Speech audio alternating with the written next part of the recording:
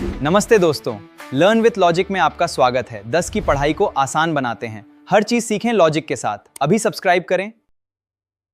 Hello दोस्तों, तो कैसे हैं आप लोग। आशा करते हैं कि आप लोग स्वस्थ होंगे और मस्त होंगे।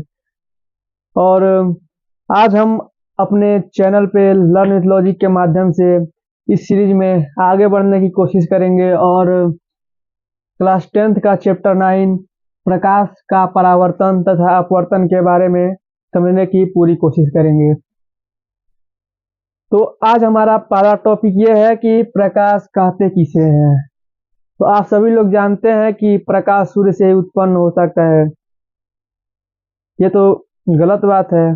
प्रकाश कहीं से भी उत्पन्न हो सकता है, कोई भी दीप्त सोर्स हो, जैसे कि सूर्य हो गया, बल्ब हो गया, टॉर्च हो गया। लेकिन प्रकाश का एक खुद का परिभाषा होता है, जैसे कि प्रकाश एक विकिरण ऊर्जा है जो हमारे आंखों को संवेदित करता है। अर्थात इसके कहने का तात्पर्य यह है कि प्रकाश ऐसी विकिरण ऊर्जा है जो हमारे आंखों को देखने की क्षमता प्रदान करती है। तो इसी के साथ हम लोग प्रकाश का एक गुण होता है परावर्तन, इसके बारे में समझ लेते हैं। इसका अर्थ ये होता है कि प्रकाश, आप लोग देखते होंगे कि अगर कोई भी टॉर्च अथवा लेजर लाइट हम लोग शीशे पर बारते हैं तो वह शीशे से टकराकर पुनः अपने मार्ग में वापस लौट जाता है, और इसे ही प्रकाश का परावर्तन कहते हैं। इसका परिभाषा ये हो गया कि जब प्रकाश पालिशदार, चमकदार अथवा चिकने सतह से टकराता है तो वह टकराने के पश्चात पुनः अपने माध्यम में वापस लौट जाता है, जिसके गुण को परावर्तन कहते हैं।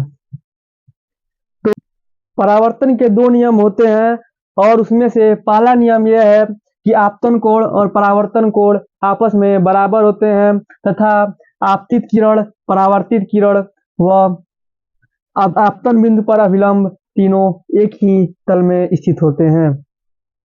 तो हम लोग जानते हैं कि जो परावर्तन होता है वो दर्पण के माध्यम से होता है। तो दर्पण तीन प्रकार के होते हैं। पहला समतल दर्पण, दूसरा अवतल दर्पण और तीसरा उत्तल दर्पण। तो सबसे पहले हम लोग देख लेते हैं कि समतल दर्पण होता क्या है।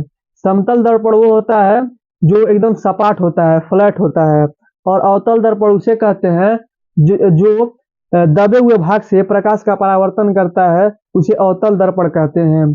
और वह दर्पण जो उभरे हुए भाग से परावर्तन करता है, जैसे कि उभरा हुआ भाग ये है और पीछे से कलई किया गया है, तो दबा भाग पर कलई किया जाता है और उभरा भाग से प्रकाश का परावर्तन करता है, उसे हम लोग उत्तल दर्पण कहते हैं।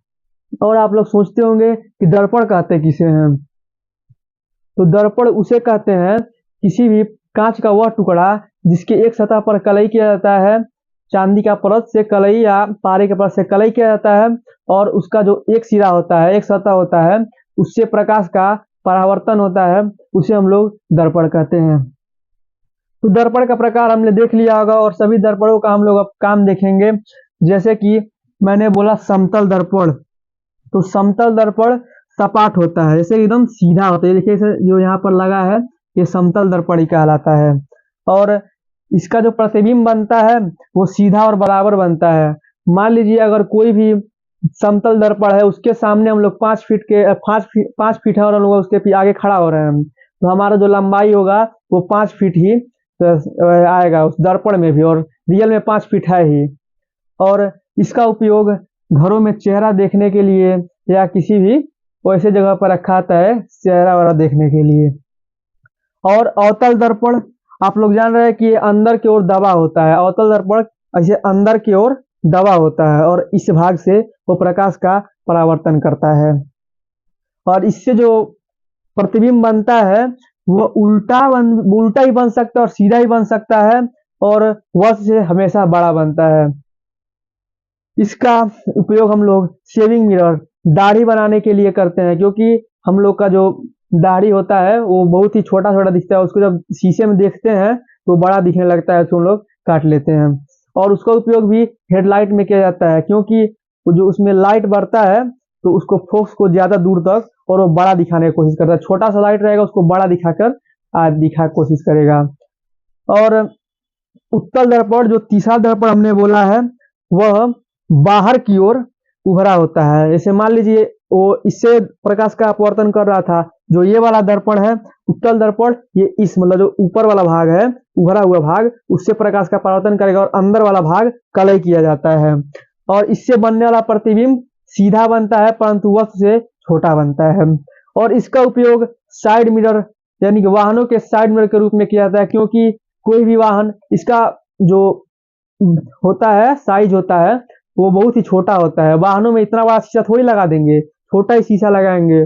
और जो छोटा शीशा होता है उसमें बड़ी गाड़ियों को देखने के लिए इसको लगाया जाता है, क्योंकि बड़ी गाड़ियां हैं और उसको छोटे रूप में देखने के लिए हम लोग उत्तल दर्पण का ही प्रयोग करते हैं। तो आशा करते हैं कि आप इस टॉपिक को समझ गए होंगे, और अगले टॉपिक में हम लोग देखेंगे कि उत्तल दर्पण या अवतल दर्पण यानी कि गोलीय दर्पण से प्रतिबिंब का निर्माण कैसे होता है। तो वीडियो देखने के लिए धन्यवाद, और आप इस चैनल को लर्न विथ लॉजिक को तहे दिल से फॉलो करें, सब्सक्राइब करें और शेयर करें। धन्यवाद।